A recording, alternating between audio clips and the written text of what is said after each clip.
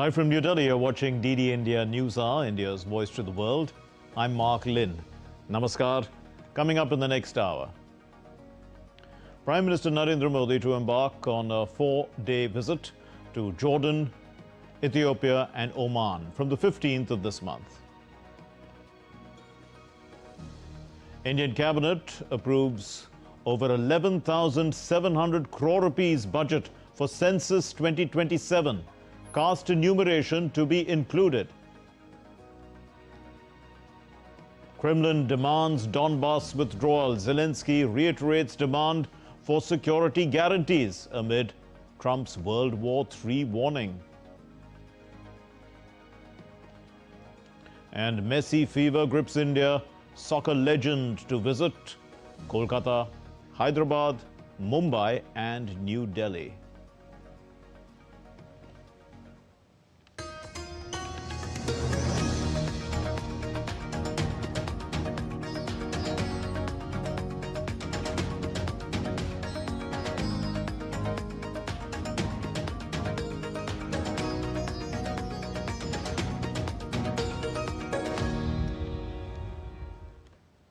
Prime Minister Narendra Modi will be on a three-nation visit from the 15th to the 18th of December.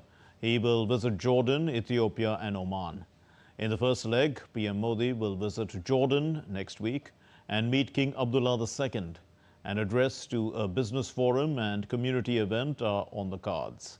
And also, India's External Affairs Ministry has informed the media of the itinerary of the Prime Minister's visit to Jordan during a briefing held in New Delhi this evening. The invitation of His Majesty King Abdullah II bin Al Hussein, Prime Minister Shri Narendra Modi will embark on a bilateral visit to the Hashemite Kingdom of Jordan from December 15 to 16, 2025. This will be Prime Minister's first full-fledged bilateral visit to Jordan, which is coinciding with the 75th year of establishment of diplomatic relations between India and Jordan. Bilateral visit is taking place after an interval of 37 years. India and Jordan share warm and friendly relations marked by mutual trust and goodwill. The relationship spans across sectors including political, economic, defense and strong people-to-people ties. On the second leg of his three-nation tour, the Prime Minister will visit Ethiopia on the 16th and the 17th of this month. The visit reflects India's commitment towards deepening South-South cooperation. PM Modi will have a one-on-one and also delegation-level talks with his Ethiopian counterpart, Dr. Abiy Ahmed Ali. Ethiopia is an important and trusted partner in the global South and the African context.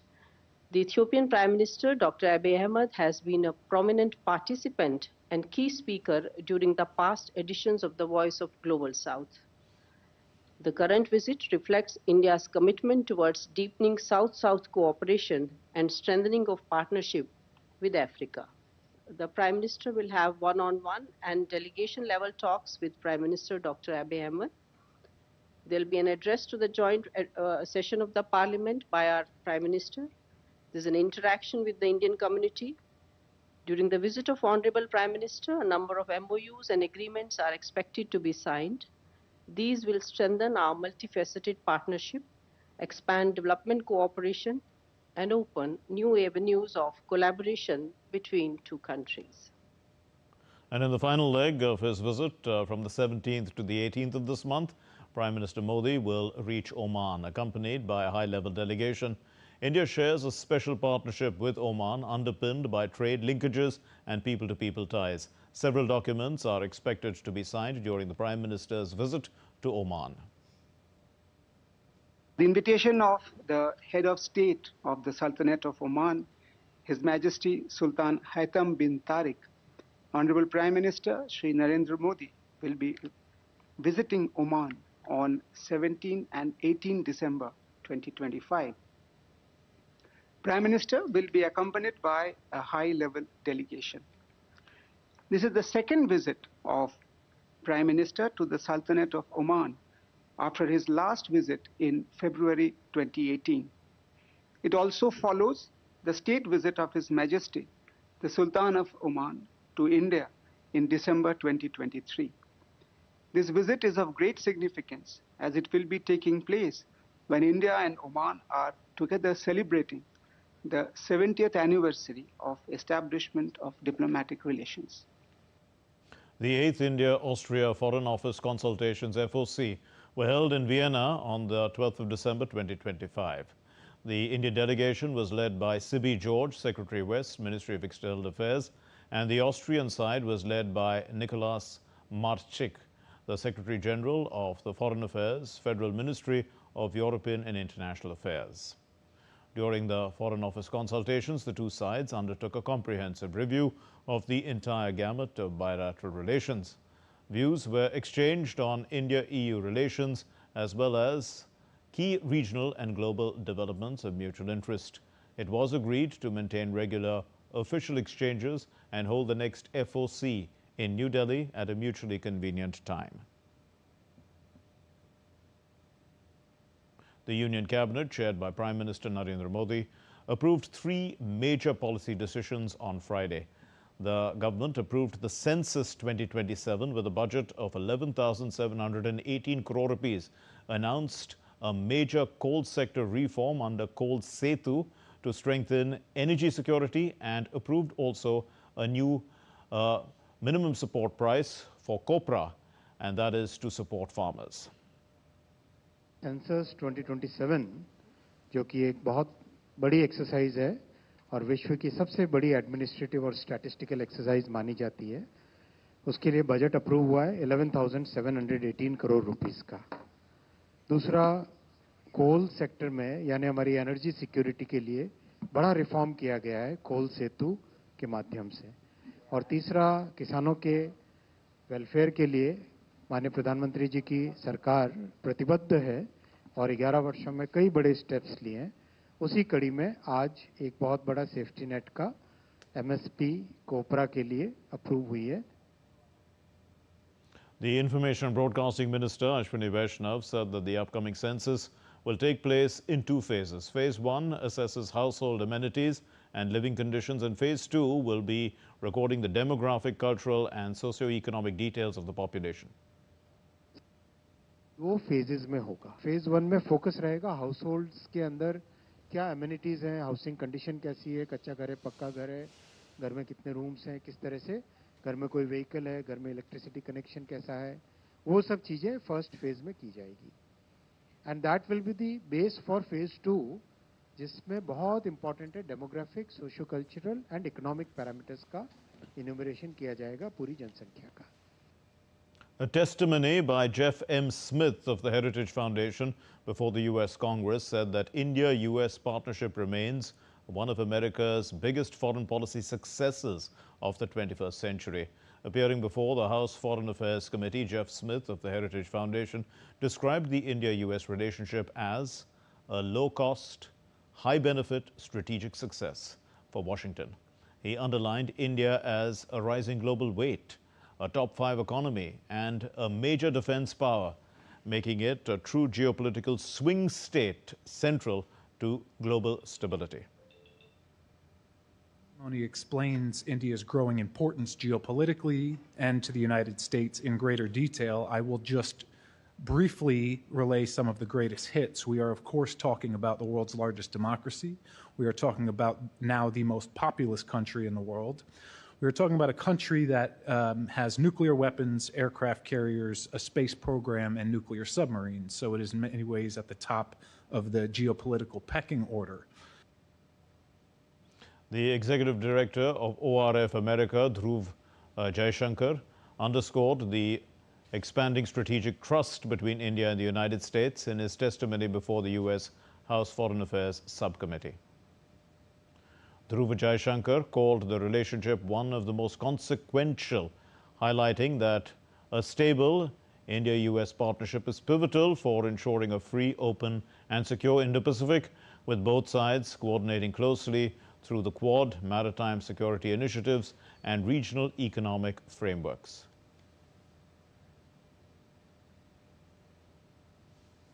Now shifting focus, tensions are rising as Russia and Ukraine issue conflicting claims over control of key frontline towns, while the Kremlin doubles down on its terms for any ceasefire. Now, on the ground, Ukrainian troops brace for intensified fighting, and President Volodymyr Zelensky makes a high-profile visit to the front lines. Meanwhile, the European Union prepares major financial measures against Moscow, and global leaders warn that the conflict could escalate even further. DD India's Rahul Upadhyay puts it into context. Russia and Ukraine on Thursday issued contradictory statements over control of Seversk in Donetsk. At a Kremlin meeting, Russian President Vladimir Putin was briefed by General Valery Gerasimov, who claimed Moscow's forces had seized Seversk, along with nearby settlements Kucherovka and Kurilevka. Russia also announced control of Liman in the Kharkiv region. Meanwhile, the Kremlin has reiterated its conditions for a ceasefire. Russian foreign policy aide Yuri Ushakov told Kommersant newspaper that Ukraine must withdraw all troops from the Donbas region before any truce can be considered, insisting the territory will fall under Russian control either through talks or force. On the ground, Ukrainian soldiers are reinforcing fortifications near Pokrovsk in Donetsk. Analysts warn its capture by Russia is likely inevitable, though not catastrophic, for Kyiv's overall defenses. Still, the timing is sensitive as US-led negotiations continue. We can't just leave parts of our territories. How could it be? Let's say my house is somewhere near Pokrovsk, Kramatorsk, or Sloviansk. Should I leave my parents, everything, and just go? I don't think so. While the European Union is expected on Friday to lock up Russia's assets held in Europe until it gives up its war in Ukraine and compensates its neighbor for the heavy damage that it has inflicted for almost 4 years. President Volodymyr Zelensky visited Kupiansk in eastern Ukraine on Friday, appearing in a video at the city's entrance. Wearing a bulletproof vest, he stressed that battlefield gains are essential for diplomatic leverage. I congratulate the guys. I thank every unit. Everyone who is fighting here. Everyone who is destroying the occupiers. Today, it is extremely important to achieve results on the front lines so that Ukraine can achieve results in diplomacy. That's how it works. All our strong position within the country, strong position in talks about ending the war. I'm grateful to every soldier. I'm proud of you. Thank you to all our ground forces. Today is your day. Thank you guys. Glory to Ukraine. Zelensky also revealed talks with Washington on possible security guarantees, saying any framework must be strong enough to truly work. He confirmed Ukraine will hold elections, but only under a ceasefire and with firm security assurances in place. Across the Atlantic, US President Donald Trump has warned the conflict could spiral into a third world war.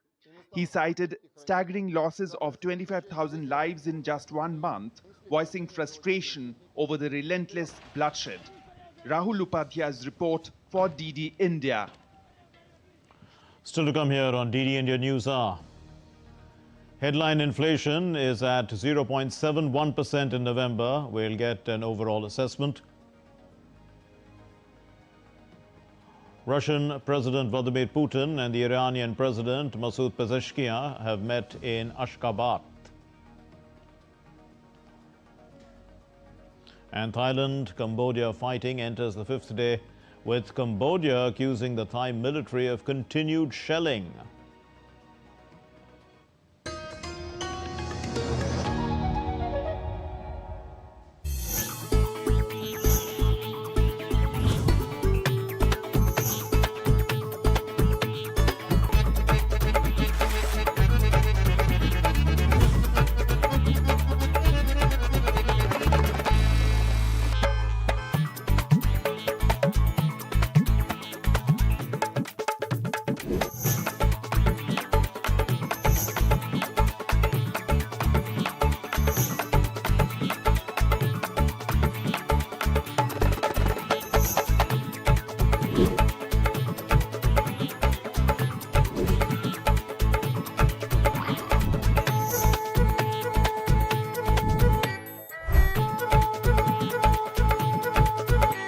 Welcome to Jaipur.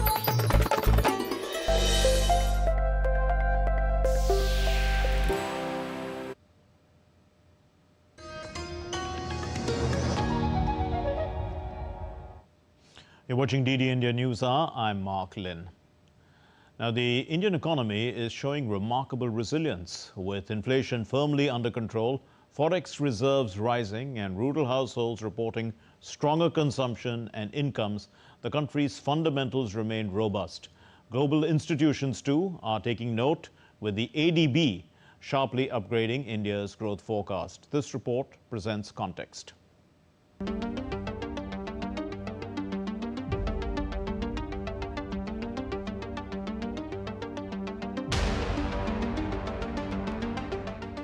India's fundamentals remain resilient. November 2025 CPI inflation held steady at 0.71%, well below RBI's 2 to 6% target band, even though it rose 46 basis points from October. Inflation stability reflects prudent policy across rural and urban areas. Meanwhile, forex reserves climbed $1.03 billion to $687.26 billion in the week ending December 5. There is little evidence in data of any excess demand pressure on inflation. So I think all these are comforting factors as far as the inflation is concerned. And we do expect the exchange rate has weakened, and that does apply pressure on imported inputs. But the global prices of goods are on a decline. I mean, they are very soft. The supply chain capacity is excess, and on top of that, we also have the Chinese excess capacity. So I think so. The comfort on the inflation front is very much there.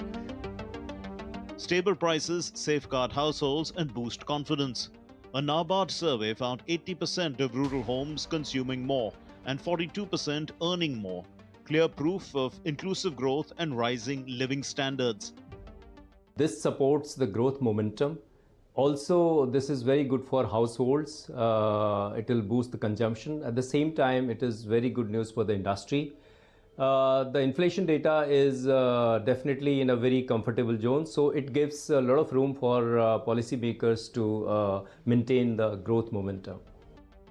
Global institutions are taking note. ADB lifted India's FY26 GDP growth forecast to 7.2% from 6.5%, citing strong demand, expanding industry and services, and sound policies sustaining momentum despite global headwinds. India's resilient fundamentals, benign inflation, rising rural prosperity, and upgraded growth forecasts reflect disciplined policies that balance stability with dynamism. With households fueling demand and global institutions acknowledging its strength, India continues to stand out as a bright spot in the world economy. Bureau Report, DD India.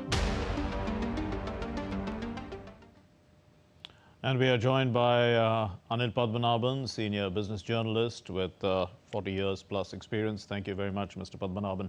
Now, what does headline inflation of 0.71% say about the supply side? Mark, it says a lot of good things from the supply side. It's clear that retail inflation is plumbing new lows, and very significantly, it is well below the band of 2 to 6%, which the Reserve Bank of India sets to target the inflation rate. So it's all good news, and I'm sure you recall Reserve Bank of India Governor's statement at the just presented credit policy, where he tagged India's scorching growth of 8.2% with 0.25 then, which is 0.7% retail inflation, to say that India has entered a Goldilocks phase. And by this, what he means is, if you remember the proverbial story about Goldilocks, she rejected all the soups and then had the one which was neither too hot, neither too cold. It was a perfect temperature. Right. So India is in a sweet spot at this point of time. Indeed. So what do these numbers also indicate about India's resilience to the US tariffs and other external pressures? See, Mark, the US tariffs are yet to play out in the Indian economy. They are visible in terms of job losses, etc. But in terms of inflation, the impact is minimal. But also keep in mind, with such low levels of inflation and the depreciation of the rupee, lot of the tariff impact has been mitigated. Not a lot, I would say a decent amount of the impact has been mitigated. So which is why you're not seeing it manifest as of now. And like your guest remarked, there is increasing supply situation, excess supply situation because of China, which is flooding the global market given the fact that it has a lot of slack in its manufacturing. So you're looking at a relatively benign phase of inflation at this point of time. And industry feels that, this is also going to support manufacturing because consumption is going to increase. And we've seen also that consumption is increased in rural areas. How inclusive, let's say, is this entire process, and what does it show about India's resilience across the board? See, Mark, India's consumption story is getting broad-based now, largely because a lot of basics have been fixed in the Indian economy. The basic standards of living today are far more improved than what it was even a decade ago. Simple examples about access to cooking gas, toilets, drinking water, electricity, connectivity and all. And of course the fact that the government provides 800 million people free food grains. So the basic consumption foundation is pretty solid. So now when the economy improves, say agriculture is doing well, the service sector is doing well, then that creates income, creates jobs, and it tops up their consumption, which is why you're seeing a relatively more broad-based consumption today than in the past. We leave it there. Thank you very much, Mr. Anil Padmanabhan, senior business journalist. Thank you for joining us. Now, moving on to our next story, the Russian President Vladimir Putin met the Iranian President Masoud Pezeshkian during a high-level gathering in Turkmenistan on Friday. Putin said that Moscow and Tehran remain in close contact on major international issues, including Iran's nuclear program. He said Russia and Iran are negotiating on cooperation in the gas and electricity sectors and will work together on energy transmission projects. He added that relations between the two countries are expanding steadily. Regional leaders are in the capital, Ashgabat, for a forum celebrating the 30th anniversary of Turkmenistan's neutrality. Earlier, President Putin held talks with the Turkish President Recep Tayyip Erdogan on the sidelines of the forum in Ashgabat. Now, this event marks, as we said, the 30th anniversary of Turkmenistan's neutrality, and it has brought together regional leaders, including Central Asian heads of state, that's Erdogan, and also leaders from West Asia and Pakistan. Now, prior to that, Turkmen President Sardar Berdimuhamedov welcomed Vladimir Putin, along with leaders of Turkey, Iran, and other countries at the International Peace and Security Forum. The European Commission will move to scrap plans for an effective ban on new combustion engine cars from 2035. This is what a senior EU lawmaker said on Friday in what would be a major victory for Germany, which has been pressing to protect its automakers. Manfred Weber, the president of the largest party in the European Parliament, the EPP, suggested in an earlier statement that there would be an alternative proposal for a 90% reduction in CO2 emissions for automakers' fleet targets from 2035 onwards. The planned ban was a key part of the EU's strategy to drive the continent's decarbonization and boost the development of electric vehicles. But Brussels had faced intense lobbying, most notably from Germany and its automakers, who said they are facing a very tough competition from China. Germany announced on Friday that it had identified 2 Russian cyber operations targeting its air traffic control systems and the federal election held in February. In response, Berlin has summoned the Russian ambassador. A Foreign Ministry spokesperson said that the cyber attack against the German air safety in August of 2024 has been clearly attributed to the hacker collective APT28, also known as Fancy Bear. The further confirmation came that Russia, through the Storm 1516 campaign sought to influence and destabilize the most recent federal election. The U.S. envoy John Cole has been appointed. He's in fact appointed by President Donald Trump to negotiate the release of political prisoners in Belarus. He met President Alexander Lukashenko in Minsk. This happened on Friday, and in fact Trump had pressed Lukashenko to free as many as 1,400 detainees, whom he has described as hostages. During Cole's previous visit in September, he succeeded in securing the release of 52 individuals, including 40 political prisoners, according to the human rights group Vyasna. In exchange, the United States lifted sanctions on the Belarusian state airline, signaling a tentative opening in the strained bilateral relationship. Tensions are escalating in the Caribbean after the U.S. seized a Venezuelan oil tanker, prompting sharp condemnation from President Maduro. Washington has intensified sanctions and expanded its military presence in the region, while Russia and Belarus have reached out to back Maduro as the standoff deepens. Now, as these rival powers, they circle and tensions also harden. The Caribbean standoff now hangs on a knife's edge. Nishchoy Roy reports. A major flashpoint is unfolding in the Caribbean as a dramatic standoff unfolds between Venezuela and the United States. What began with the seizure of an oil tanker has now escalated into a wider geopolitical confrontation, drawing in global powers. On Thursday, Venezuela's President Nicolas Maduro condemned Washington for seizing a tanker carrying 1.9 million barrels of crude near Grenada, calling it criminal naval piracy. Absolutamente criminal e ilegal. Yesterday, they committed an absolutely criminal and illegal act when they proceeded to carry out a military assault, kidnapping, and robbery like Pirates of the Caribbean on a private civilian commercial merchant ship. They kidnapped the crew, they stole the ship, and I've already given sufficient instructions for all the necessary legal and diplomatic actions to be taken and measures to be implemented. No fue en las costas de Venezuela. The seizure marks Trump administration's first move against Venezuela-linked tanker since its major military buildup in the region began.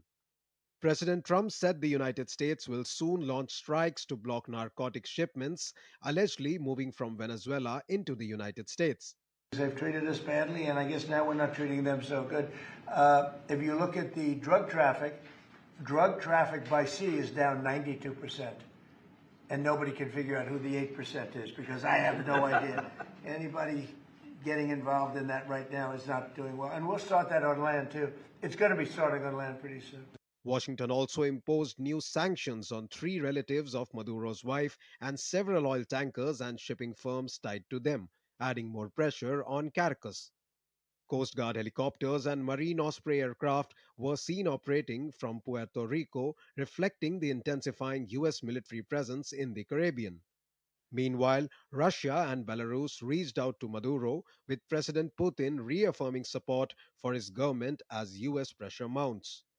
As pressures mount and global powers take sides, the confrontation risks pushing the region towards deeper instability, with no clear path to de-escalation in sight.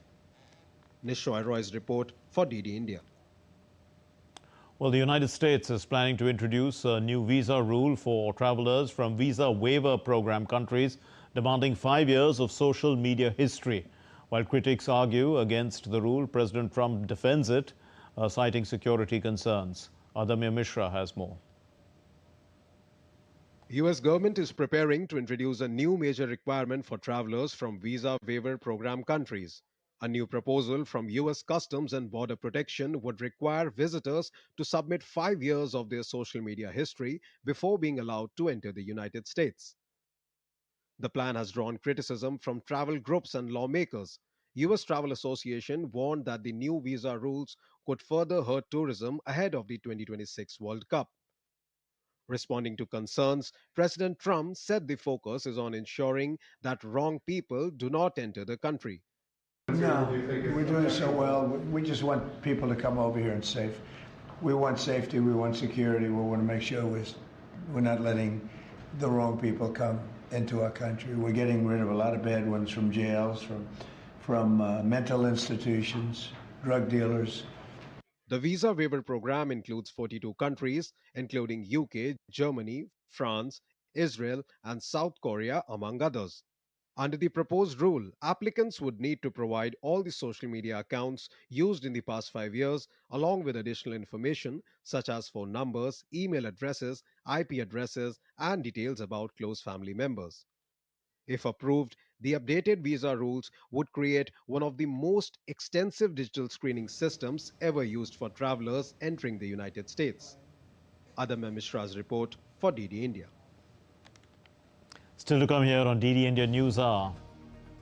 Ukraine at the crossroads. We'll get expert insights on options ahead and Trump's World War III warning.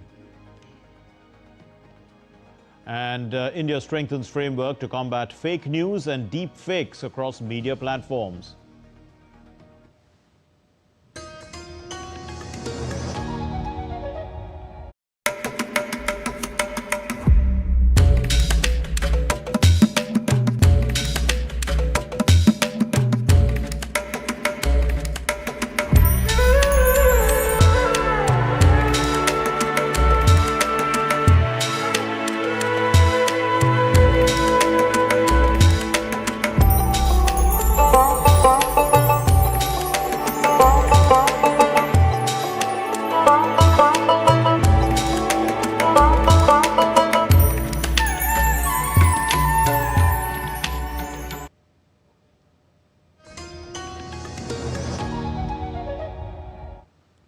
You're watching DD India News Hour. I'm Mark Lynn. And we are joined by Ambassador Manjeev Puri, Manjeev Singh Puri, former senior diplomat, and he's going to help us understand the Ukraine situation. Thanks very much, sir, for being with us. Now, what realistic military scenarios exist for Ukraine? That's the question. They are in a very difficult situation. I mean, let's be very clear about it. The fact that from 22 onward, they've survived, of course, people, in a snide sort of manner say, the Western countries will fight to the last Ukrainian. The fact is that without United States support, it would have been willy-nilly impossible. The Europeans have underspent on defense over the last 60, 70 years. NATO is essentially a US-run affair. And so when the United States administration, now with President Trump, looks the other way, has a different idea. They think that Russia is a place with which you must do business, that there are opportunities. And in that sense, they find Ukraine to be a kind of irritant. And the Europeans too. But the Europeans, what can they do? They are sort of tied at the hip, so that will go on. But Ukraine, why? And therefore, the situation for the Ukraine is difficult. The Europeans, frankly speaking, don't have the ability, while many people will say they may be able to supply them hardware, intelligence, etc. All by themselves, very difficult, very, very tough. And the Russians are making gains, even if the gains are being made slowly.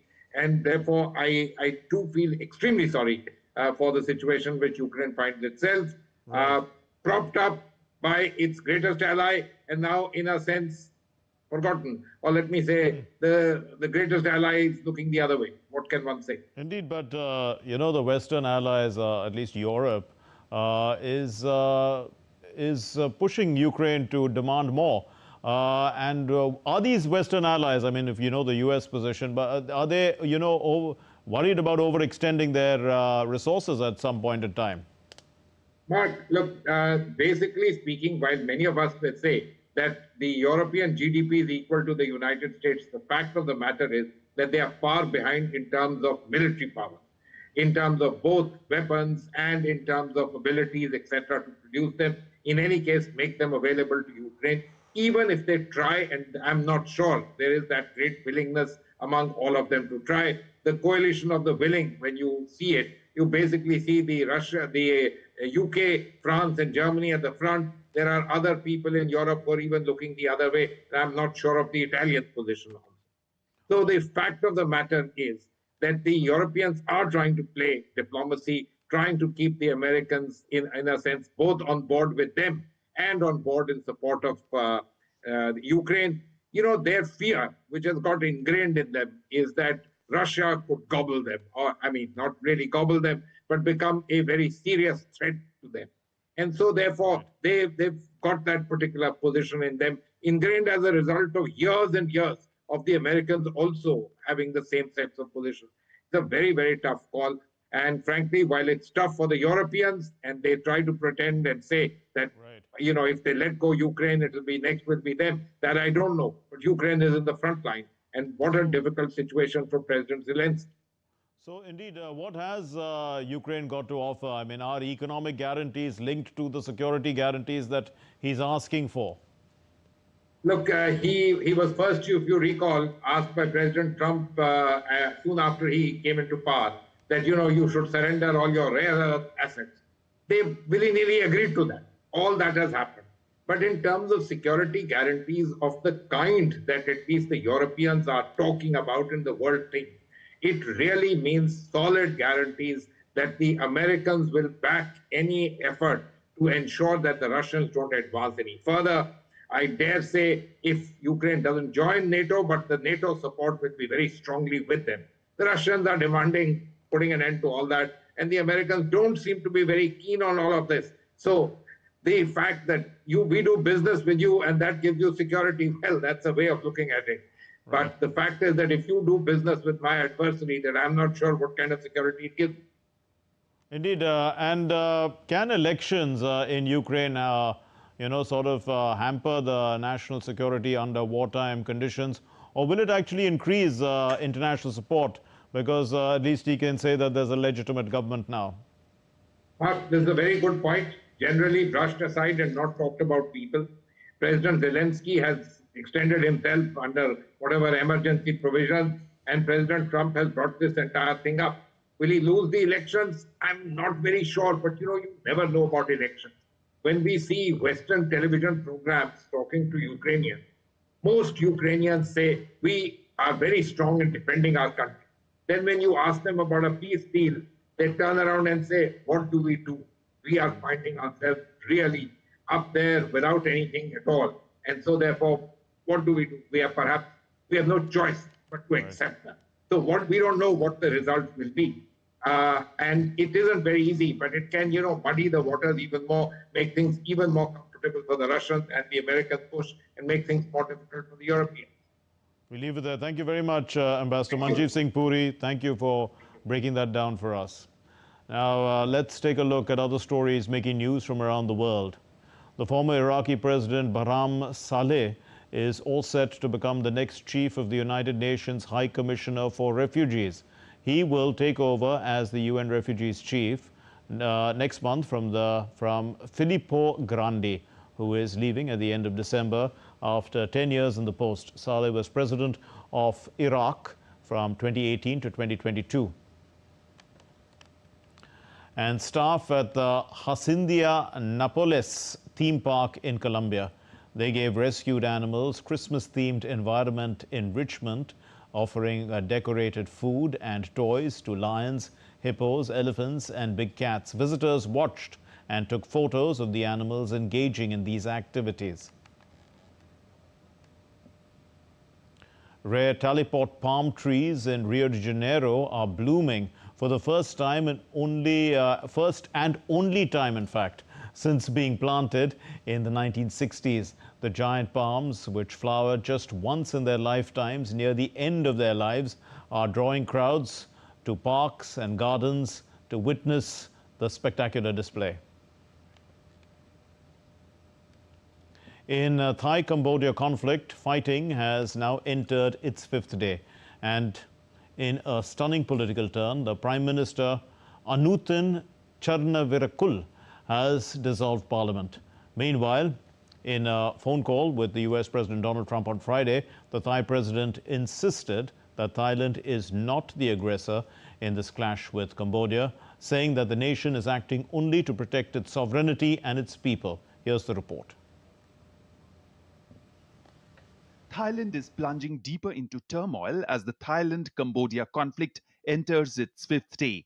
In a dramatic political twist, the Thai Prime Minister Anutin Charnvirakul has dissolved parliament just 3 months into office, triggering snap elections even as deadly border clashes escalate. The move follows constitutional provisions allowing the monarch to dissolve the House on the Prime Minister's advice. They said they wouldn't support me anymore.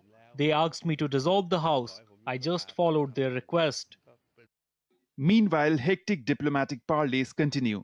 The caretaker Prime Minister spoke late on Friday with US President Donald Trump, who previously brokered a ceasefire in July and has again pledged.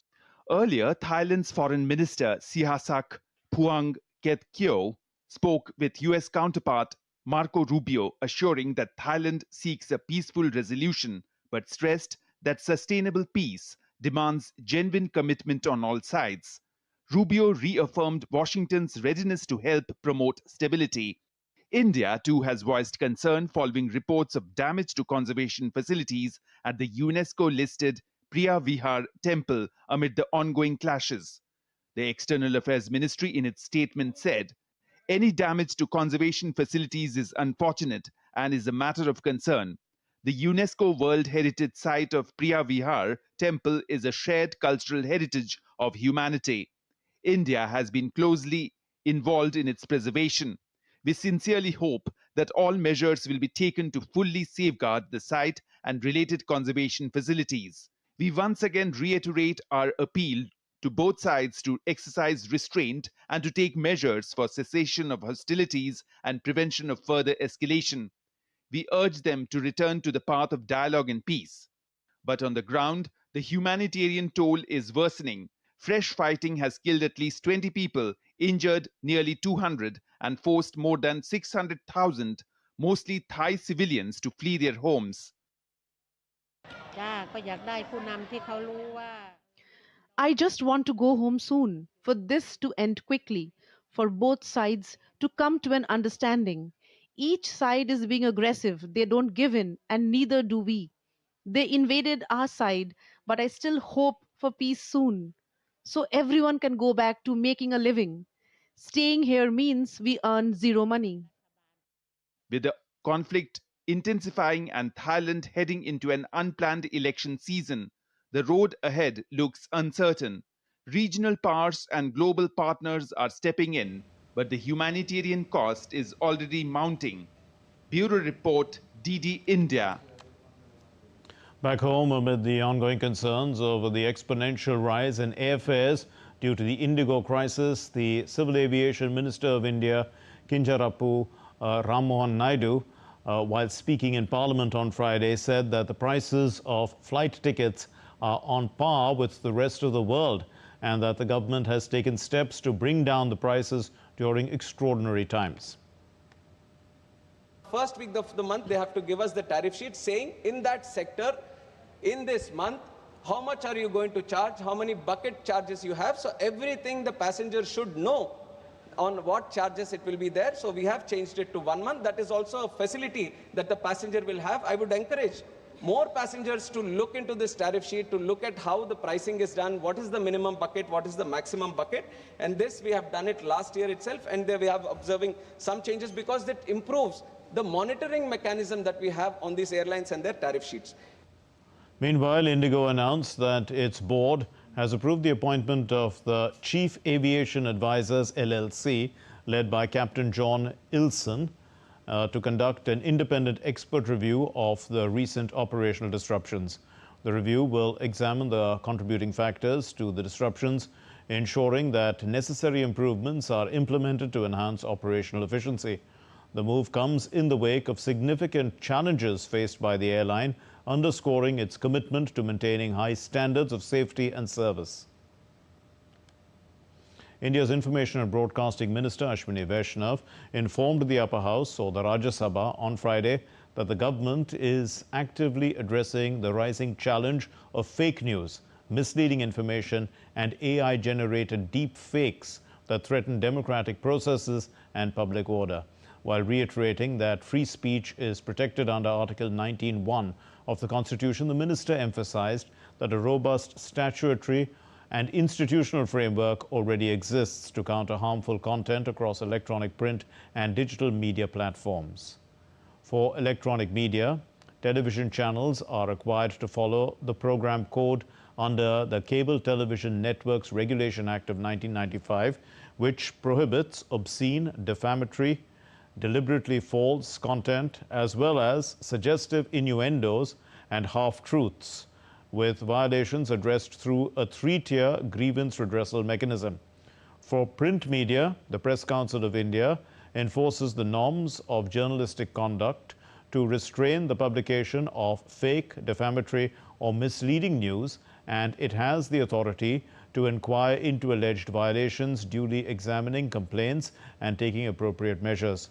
For digital media, the Code of Ethics, framed under the IT Rules 2021, mandates publishers of news and current affairs to adhere to strict standards requiring intermediaries to prevent the sharing of misinformation or patently false content, while a three-tier grievance redressal mechanism ensures compliance, with platforms appointing a grievance officer to address complaints related to false or defamatory material within a fixed time frame. The fact-check unit set up under the Press Information Bureau, the PIB, to counter fake news related to the central government. It verifies the authenticity of information from authorized sources and posts the correct details on its social media platforms. ExCon 2025, South Asia's biggest construction equipment expo, is underway in Bengaluru with over 1,000 exhibitors. Among the highlights is Pune-based Repos Energy gaining attention for its mobile fuel delivery innovation. South Asia's largest construction equipment exhibition, ExCon 2025, is currently underway in Bengaluru. The 13th edition of this mega event at Bangalore International Exhibition Centre brings together over 1,000 exhibitors, including some of the biggest global names in construction machinery, smart technologies and sustainable infrastructure. One of the startups creating buzz at the expo is Repos Energy, a Pune-based energy distribution platform known for its mobile fuel delivery systems. When we always saw a fuel station, the fuel tanks were underground. Now if I am building a road project, if I am building a bridge project, I know that this project is going to get over in a month, in a year or in somewhat time. Can I shift my petrol pump also like an equipment? Is the goal what we actually got. So you can see a petrol pump with a tank which stores the fuel. They're intelligent tanks. They have all the technologies which gets them know what quantity of fuel I have purchased, what kind of fuel is there in the tank and what I am dispensing. All three put together, that's the solution we are providing it to customers. It now plans to offer services to more cities, integrate renewable fuels into its fleet and expand its technology tools that help businesses track and optimize fuel usage. We are here this time in 2025 at ExCon in Bengaluru, showcasing our entire innovations that you can see behind me. We are solving key challenges for customers irrespective of their fuel consumption with a fuel intelligence platform that we have created. We have a Repos Fuel Datum that is digitizing the entire fuel operations for these customers. It's a 2,000 litre variant. In addition to this, at ExCon this year, we've also launched the Repos Portable Station, which is a much larger solution ranging from 20,000 litres going up all the way to 60,000 litres. The convergence of heavy-duty engineering and clean fuel technology on display in Bengaluru offers a glimpse into the future of construction, mobility and sustainable energy delivery. The current edition of ExCon is being held from December 9th till 13th. Well, at the ongoing Kashi Tamil Sangamam, 4th edition, the professionals and artisans group, they received a warm welcome in Prayagraj, where they were honored with mementos. This marks the start of their cultural journey. The gesture reflected the spirit of respect and connection that Kashi Tamil Sangamam continues to foster across every city it touches. The countdown has begun for the highly awaited Lionel Messi, the GOAT Tour, or the greatest of all time tour, to India. The Argentinian legend and FIFA World Cup winner is set to land in Kolkata in the early hours of the 13th of December. Messi will travel to Kolkata, Hyderabad, Mumbai and New Delhi, with each city hosting unique programs.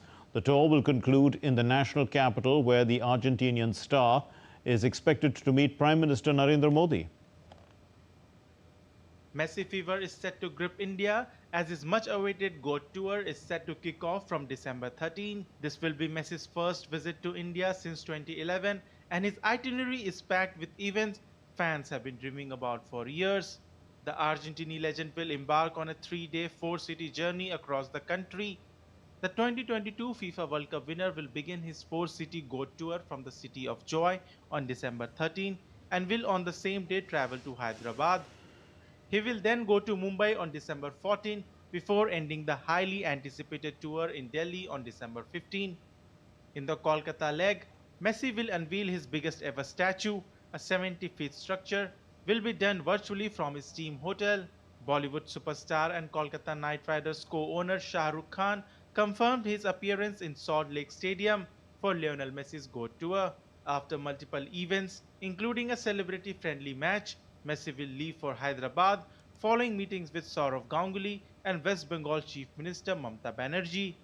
Yeah, very excited. I have been a big fan of Messi for many years now. So it's around like, I think around 10, 15 years I've been watching Messi, and I have been here before, like when he came last time, 14 years back, I was there. And fortunately I'll be there tomorrow as well. So I'm hoping that I get a good glimpse of him, and yeah, it's a dream come true. We are very excited to see Messi in action tomorrow. We have traveled a long way to be here, and we have a avid fan of his since childhood, following his journey and watching his matches with great enthusiasm. We are absolutely captivated by his talent and his feel like a once-in-a-lifetime opportunity to witness him live. In Hyderabad, Messi will take part in a 7-a-side football match at the Rajiv Gandhi International Stadium. Telangana Chief Minister Revant Reddy will also play in the match. The evening will also include a musical program in Messi's honor. After Hyderabad, Messi will travel to Mumbai for a celebrity football match, followed by a mega event in Wankhede Stadium. He is then expected to participate in a fashion show alongside footballers Luis Suarez and Rodrigo de Paul to raise money for charity. He will also auction select memorabilia from the 2022 World Cup to raise additional funds.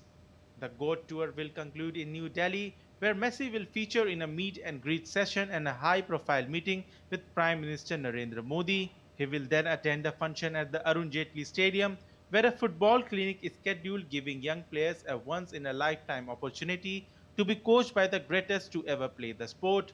Lionel Messi's highly anticipated visit to India promises to be a celebration of football, charity and culture, leaving behind unforgettable memories for millions. From playing alongside stars and meeting legends to inspiring the next generation of players, Messi's India tour is said to be a monumental chapter in the country's sporting history.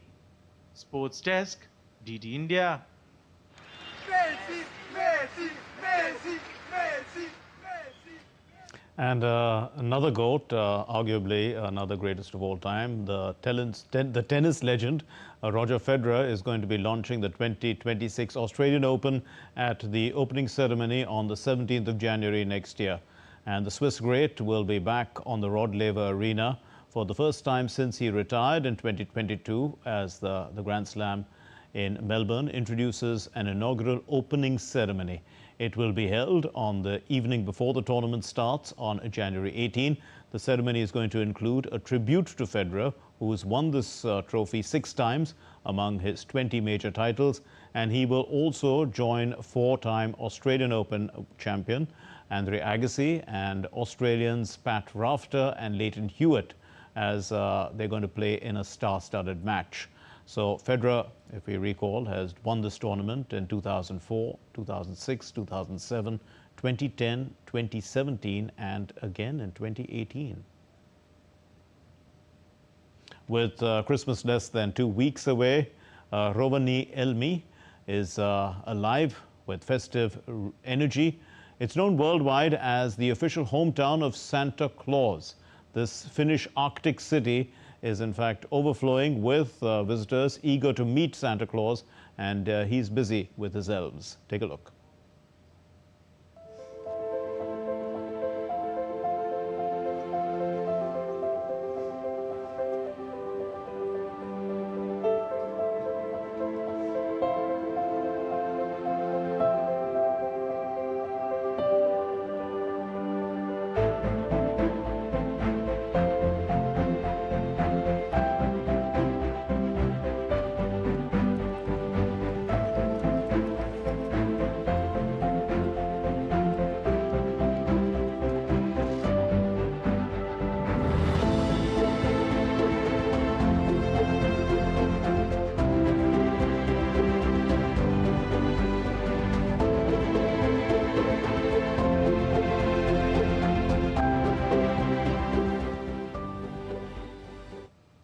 That's all we have in this edition of DD India News Hour. Let's know your thoughts on the news of the day.